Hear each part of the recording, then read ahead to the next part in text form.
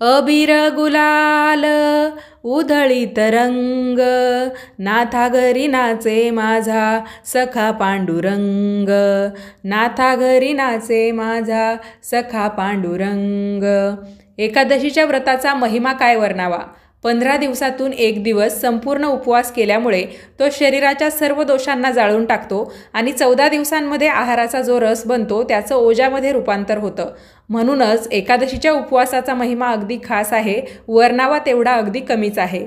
एरवी गृहस्थाश्रमींनी मासामधली केवळ एकच एकादशी करावी, त्यातल्या त्यात शुक्ल पक्षातली एकादशी करावी हे विधान आहे। परंतु ज्यांना महिन्यातल्या दोन्ही एकादशी करायच्या असतील तर त्यांनी दोन्ही केल्या तरीसुद्धा चालतं, काही हरकत नाही। ज्या ज्या वेळेस स्मार्त एकादशी आणि भागवत एकादशी लागोपाठ येते तेव्हा बऱ्याच जणांच्या मनामध्ये शंका तयार होते किंवा प्रश्न तयार होतो, कोणती एकादशी आपण करावी। तर ज्यांचं लग्न झालेलं आहे किंवा जे गृहस्थाश्रमामध्ये आहे तर अशा संसारी व्यक्तींनी भागवत एकादशी करावी आणि जे ऋषीमुनी आहेत, साधू संत आहेत तर त्यांनी स्मार्त एकादशी करावी। नमस्कार मंडळी, मी शीतल आणि तुम्ही पाहताय दिल्लीकर मराठी। या व्हिडिओमध्ये मी तुम्हाला फाल्गुन शुक्ल पक्षामध्ये येणारी एकादशी जी होळीच्या अगोदर येत असते तर तिला आपण आमलकी एकादशी म्हणून ओळखतो, तर या एकादशीची संपूर्ण माहिती देणार आहे। त्याचबरोबर या दिवशी आपण आवळ्याचे काय उपाय करू शकतो ज्यामुळे आपले धनप्राप्तीचे, लक्ष्मीप्राप्तीचे मार्ग खुले होऊ शकतात याची सुद्धा माहिती देणार आहे।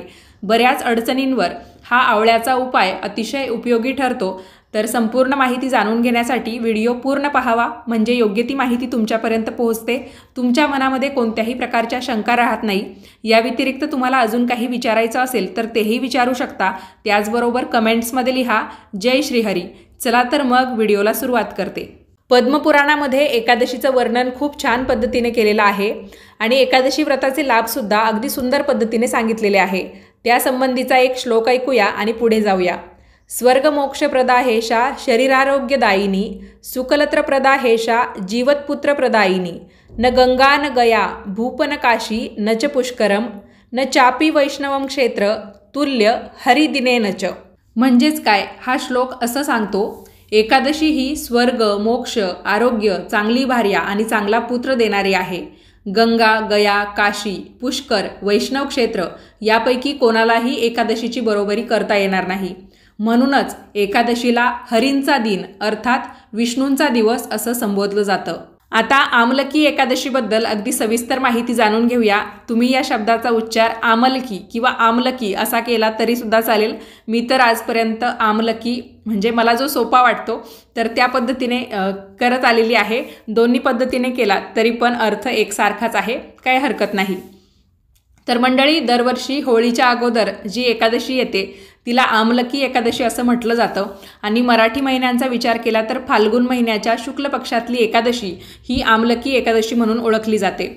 तर आमला या शब्दाचा अर्थ होतो आवळा आणि आवळ्यावरून या एकादशीला नाव मिळालेलं आहे आमलकी एकादशी। तर या दिवशी बरेचसे भाविक भक्त म्हणजे जे श्रीहरी विष्णूंचे भक्त आहे, विठ्ठलाचे भक्त आहे, श्रीकृष्णांचे भक्त आहे, रामाचे भक्त आहे तर ते आवळ्याच्या झाडाची विधिवत पूजा करतात आणि ज्यांची नेहमीप्रमाणे एकादशी चालूच असते तर ते सुद्धा आवळ्याच्या झाडाची पूजा करतात आणि उपवाससुद्धा करतात। भगवान श्रीहरी विष्णूंकडे आपल्या इच्छा पूर्ण व्हाव्यात अशी मागणी करतात। तर यंदासुद्धा आपल्याला आमलकी एकादशीचं व्रत करायचं आहे। तर नेहमीप्रमाणे दिवसभर आणि रात्रभर 24 तासासाठी व्रत करायचं, उपवास करायचा आणि दुसऱ्या दिवशी सकाळी सूर्योदय झाला की तुम्ही हा उपवास सोडू शकता, व्रताचं पारणं करू शकता। या दिवशी सकाळी लवकर उठावं आणि तुम्हाला हवं असेल तर तुम्ही, आता आपल्याला या दिवशी आवळ्याचा वापर जास्त करायचा आहे तर तुम्ही आंघोळीच्या पाण्यामध्ये थोडासा आवळ्याचा रस टाकून सुद्धा आंघोळ केली तरी सुद्धा चालेल। कारण कोणतीही तिथी म्हटलं की काहीतरी स्नानाचे नियम असतात किंवा मग आंघोळीच्या पाण्यामध्ये काहीतरी वस्तू टाकण्याला, काहीतरी पदार्थ टाकण्याला महत्त्व असतं।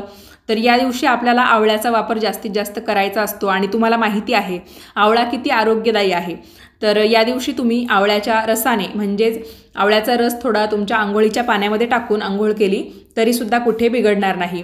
त्याचबरोबर दिवसभर तुम्ही उपवास करायचा आहे। उपवासामध्ये नेहमीप्रमाणे आपण एकादशीला जे काही खातो, फळं म्हणा, दूध म्हणा किंवा मग खिचडी, भगर यापैकी तुम्हाला जे खायचं असेल किंवा तुम्ही जे प्रत्येक एकादशीला खातात ते खाऊ शकता आणि आवळ्याच्या पदार्थांचा की जे पदार्थ तुम्ही आवळ्यापासून बनवलेले आहेत पण ते उपवासामध्ये चालतील असे पदार्थ खाल्ले तरीसुद्धा चालेल.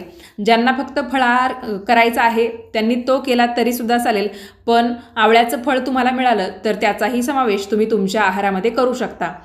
तर तुम्ही नेहमीप्रमाणे विठ्ठलाची जशी पूजा करतात तशी करू शकता, किंवा अगदी सोप्या पद्धतीने मी तुम्हाला सांगते, श्रीहरी विष्णूंची मूर्ती किंवा प्रतिमा एका चौरंगावर स्थापित करावी, विष्णुदेवांचं आवाहन करावं, त्यांची पूजा करावी, आणि ज्यांना कुणाला पहिल्यांदाच फक्त एवढंच व्रत करायचं आहे, एवढीच एकादशी करायची आहे, तर त्यांनी पहिल्यांदा संकल्प करावा आणि नंतरच या एकादशीच्या पूजेला सुरुवात करावी. त्याचबरोबर या दिवशी तुम्ही विष्णू सहस्त्रनामाचं पठणसुद्धा करू शकता. देवाला फळांचा म्हणा किंवा तुमच्या घरामध्ये जो काही पदार्थ तुम्ही बनवलेला असेल तर त्याचासुद्धा नैवेद्य दाखवू शकता.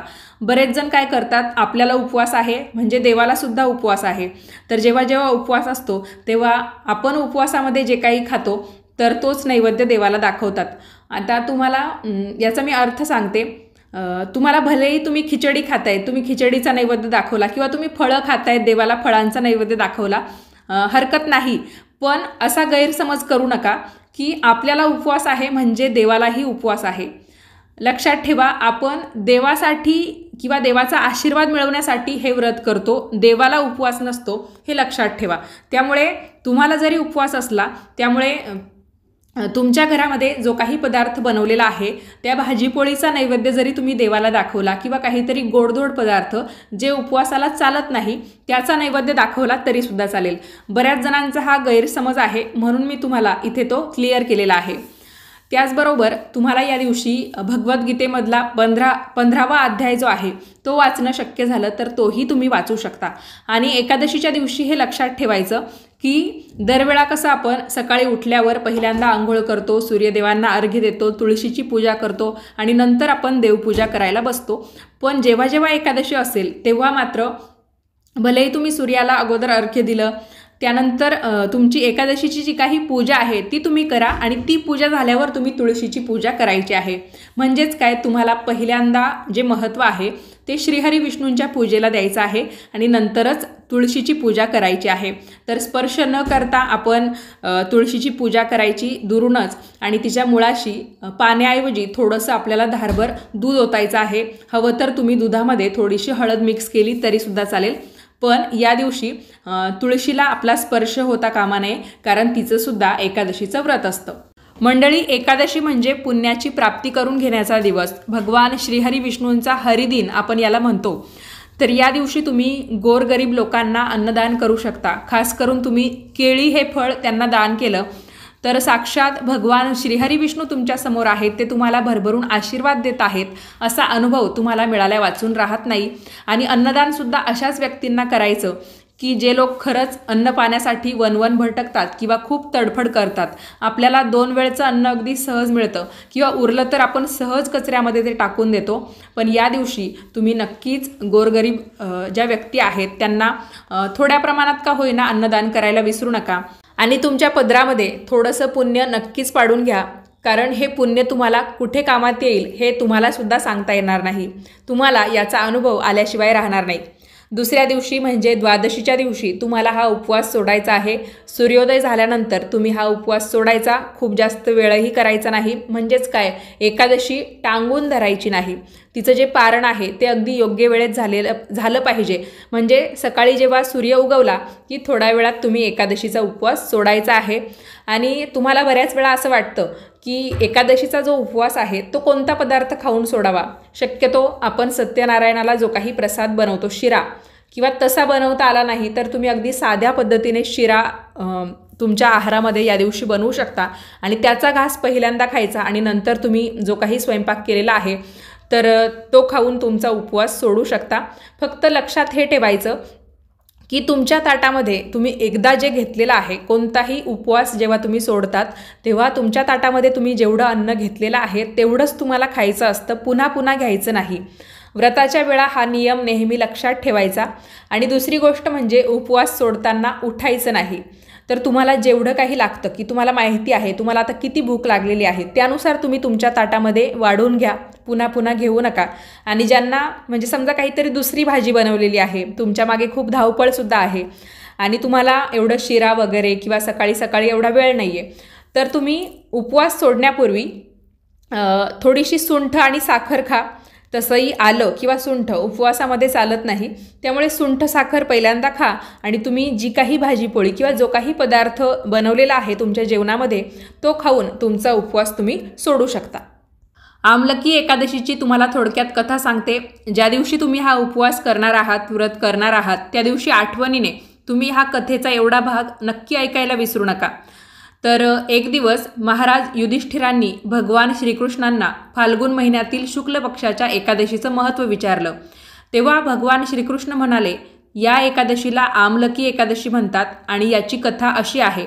म्हणजे बघा, या एकादशीची कथा साक्षात भगवान श्रीकृष्णांनी युधिष्ठिराला सांगितलेली आहे. तर झालं असं, भगवान विष्णूंनी विशेष ज्ञान प्राप्त करून घेण्यासाठी एक चंद्रासारखा बिंदू जमिनीवरती उत्पन्न केला. त्यातून आवळा वनस्पती तयार झाली. त्याचवेळी भगवान विष्णूंनी प्रजेच्या निर्मितीसाठी भगवान ब्रह्मांची उत्पत्ती केली. तसेच देवता, गंधर्व, यक्ष, असुर आणि राक्षस यांचीसुद्धा उत्पत्ती केली. मग प्रत्येकजण याच बिंदूला पाहू लागले आणि ती एक अद्भुत वनस्पती होती. त्यापूर्वी त्यांना अशा कोणत्याही वनस्पतीबद्दल माहिती नव्हतं. मग आकाशवाणी झाली की ही वनस्पती सर्व वनस्पतींमध्ये सर्वोत्तम अशी आहे, जी भगवान विष्णूंना खूप प्रिय आहे. या वनस्पतीला स्पर्श केल्यामुळे दुप्पट आणि खाल्ल्यामुळे तिप्पट पुण्य प्राप्त होतं. म्हणूनच आवळ्याचं फळ अतिशय उपयुक्त आहे. आवळ्याच्या झाडाला पापांचं विनाश करणारं झाड असं म्हटलं जातं, कारण ब्रह्मा, विष्णू आणि महेश म्हणजेच अर्थात शिव या तिघांचाही वास आवळ्याच्या मुळामध्ये आहे. फांद्यांमध्ये मुनी, डहाळ्यांमध्ये देव, पानांमध्ये वसू आणि फळांमध्ये सर्व प्रजापती राहतात. म्हणून जो या आवळ्याच्या झाडाची पूजा एकादशीला किंवा आवळा नवमीला करतो त्याला भगवान विष्णूंचा विशेष आशीर्वाद प्राप्त होतो. मग सर्वांनी जो आवाज आला त्या दिशेला कान करून विचारलं की तू कोण आहेस? मग आवाज आला की जो भूत, भविष्य आणि वर्तमान जाणतो, जो या सृष्टीचा कर्ताधर्ता आहे, जो अदृश्य अवस्थेत सर्वत्र उपस्थित आहे, मी तोच विष्णू आहे. भगवान विष्णू अतिशय प्रसन्न झाले आणि त्यांनी सर्वांना वरदान मागायला सांगितलं. यावर ऋषी असं म्हणाले, तुम्ही आनंदी असाल तर स्वर्ग आणि मोक्षप्राप्तीसाठी काही उपाय सांगा. यावर भगवान विष्णू म्हणाले की जो कुणी फाल्गुन महिन्यातल्या शुक्ल पक्षातील एकादशीला म्हणजेच आमलकी एकादशीला उपवास करेल, त्याचबरोबर आवळ्याचं ग्रहण करेल, आवळ्याच्या झाडाची पूजा करेल, तर त्याच्या सर्व मनोकामना पूर्ण होतील. तर ज्यांना ज्यांना हे व्रत करायचं आहे त्यांनी तर ते नक्कीच करू शकता. पण ज्यांना उपवास वगैरे करायचा नाही आहे किंवा जे कधीच एकादशीचं व्रत करत नाहीत त्यांनीसुद्धा या दिवशी आवळ्याच्या झाडाची पूजा नक्की करा. ज्यांचे विवाह जमत नाही, ज्यांच्या आयुष्यामध्ये खूप अडचणी आहे किंवा जे आजारी आहे, अशा सर्वांनी आवळ्याच्या झाडाची पूजा करा. जमलं तर तुमच्या आसपास कुठे आवळ्याचं झाड असेल तर त्या आवळ्याच्या झाडाखालीच तुम्ही या दिवशी तुमचे अन्नपदार्थ जे आहेत ते खाऊ शकतात. ज्यांचा विवाह जमत नाही त्यांनी आवळ्याच्या झाडापाशी एखादा मातीचा दिवा लावावा. त्याचबरोबर तुम्ही आवळ्याच्या झाडाची पूजा सकाळी करणार असाल तेव्हा आवळ्याच्या मुळाशी थोडंसं दूधसुद्धा तुम्ही अर्पण करू शकता. त्याचबरोबर तिथे तुम्हाला भगवान श्रीहरी विष्णूंचं ध्यानसुद्धा करायचं आहे. ओम नमो भगवते वासुदेवाय नमः या मंत्राचा तुम्ही जपसुद्धा करू शकता. आता या दिवशी करण्याचा सर्वात महत्त्वाचा उपाय 2 आवळ्यांचा उपाय, तर तो मी तुम्हाला सांगते. तर तुम्हाला काय करायचं आहे, सकाळीच जेव्हा तुम्ही भगवान श्रीहरी विष्णूंची किंवा बाळकृष्णाची पूजा करतात, विठ्ठलाची पूजा करतात आणि तुमच्याकडे जर मूर्ती स्वरूपामध्ये भगवान श्रीहरी विष्णू, श्रीकृष्ण किंवा विठ्ठल असतील तर त्यांना स्नान घालण्यासाठी तुम्ही काय करायचं, एक आवळा घ्यायचा, तो किसणीने किसून घ्यायचा, त्याचा रस काढायचा आणि सुरुवातीला त्या मूर्तीला तुम्ही पाण्याने स्नान घालायचं, आवळ्याच्या रसाने स्नान घालायचं आणि नंतर पुन्हा तुम्ही पाण्याने स्नान घातलं तरीसुद्धा चालेल. कारण या दिवशी आपल्याला आवळ्याचा जास्तीत जास्त वापर करायचा आहे आणि सुरुवात आपण श्रीहरी विष्णूंच्या पूजेपासून केली, म्हणजे त्या पूजेपासून आपण आवळ्याचा वापर करायला सुरुवात केली तरीसुद्धा चालतं. यानंतर तुम्हाला अजून 2 आवळे घ्यायचे आहेत आणि ते आवळे तुम्हाला भगवान श्रीहरी विष्णू असतील किंवा विठ्ठल असतील किंवा तुमच्याकडे साक्षात भगवान श्रीहरी विष्णूंचा फोटो असेल जो तुम्ही एकादशीच्या पूजेमध्ये नेहमी ठेवतात किंवा ज्यांची पूजा तुम्ही एकादशीला करतात तर त्यांच्या चरणांपाशी तुम्हाला ते 2 आवळे ठेवून द्यायचे आहे. आवळे कोणते घ्यायचे, तर तुम्ही जे आपले साधे छोटे छोटे आवळे असतात की ज्यांना थोड्याशा कडेने खाचा असतात त्या घेतल्यात, ते आवळे घेतले तरीसुद्धा चालतील, किंवा जे प्लेन आवळे असतात ज्यांचा वापर आपण लोणचं बनवण्यासाठी किंवा मोरावळा बनवण्यासाठी किंवा केसांना लावण्यासाठी करतो, तर ते मोठे आवळे घेतले तरीसुद्धा चालतील. तर हे आवळे तुम्हाला दिवसभर तिथे देवाजवळच राहू द्यायचे आहे. संध्याकाळची वेळ झाली की ते दोन्ही आवळे तुम्हाला उचलून घ्यायचे आहे.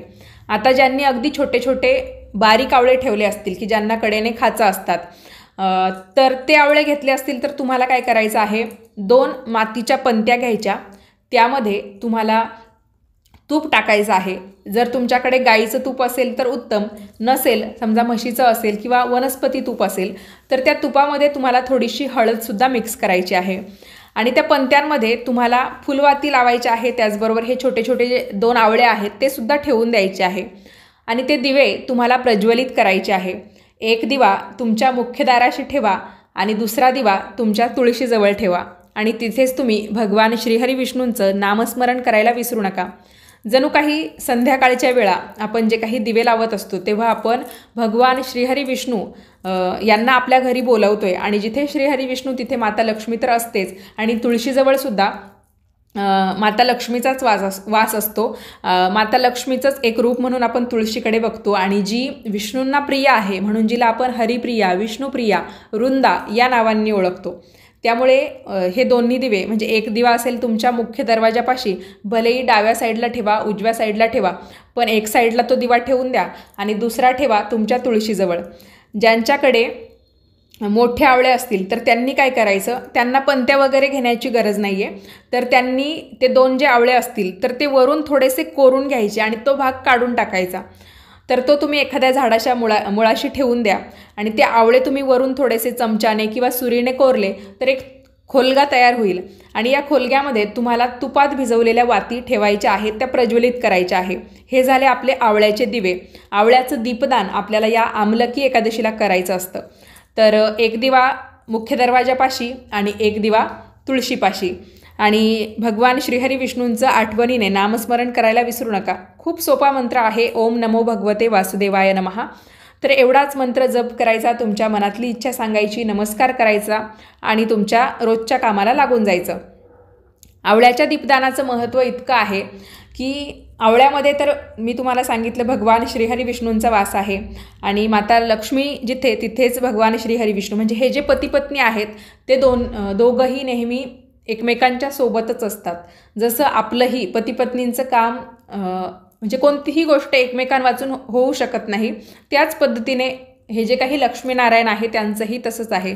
म्हणूनच तर त्यांचा आदर्श घेऊन आपण आपल्या जीवनामध्ये काम करत असतो. आणि जे पती पत्नी खरंच लक्ष्मीनारायणांप्रमाणे वागतात तर त्यांना लक्ष्मीनारायणांचा जोडा अशी उपाधी त्यासाठीच दिली जाते. तर यामुळे आपली जी काही लक्ष्मी अडकून बसलेली असते, पैसा कुठे अडकून बसलेला असतो तर तोही निघण्यास मदत होते. लक्ष्मी आपल्या घरामध्ये येतच नसेल, म्हणजे पैसा टिकतच नसेल किंवा त्यामध्ये काही अडथळे तयार होत असतील तर लक्ष्मी प्राप्तीचे मार्गही खुले होतात. घरामध्ये कुणालाही कोणत्याही कामात अडचणी येत असतील तर त्यासुद्धा दूर होतात. त्याचबरोबर ज्यांचे विवाह जमत नाही, जे कोणी आजाराचा सामना करतात किंवा मुलांचा अभ्यासात लक्ष नाही आहे, मुलांना तुम्हाला कुठेतरी चांगल्या शिक्षणासाठी पाठवायचं आहे, त्यासाठी अडचणी येत आहेत, तर तुमच्या ज्या काही अडचणी असतील तर त्या अडचणी हे आवळ्याचं दीपदान केल्यामुळे दूर होतात. त्यामुळे तुमच्या सर्व अडचणींवर हा एक एकादशीच्या निमित्ताने रामबाण उपाय असणार आहे, तोडगा असणार आहे. तुम्ही तो नक्की करा आणि त्याचा अनुभवसुद्धा तुम्ही स्वतःच घ्या. तुम्हाला जर याचे चांगले अनुभव आले तर कमेंट्समध्ये सांगायला विसरू नका, म्हणजे मलाही मी तुम्हाला जे काही माहिती देते किंवा जे काही उपाय सांगते तर त्याचा कुणाला ना कुणाला अगदी थोड्या प्रमाणात का होईना फायदा होतो हे ऐकून अतिशय आनंद वाटतो.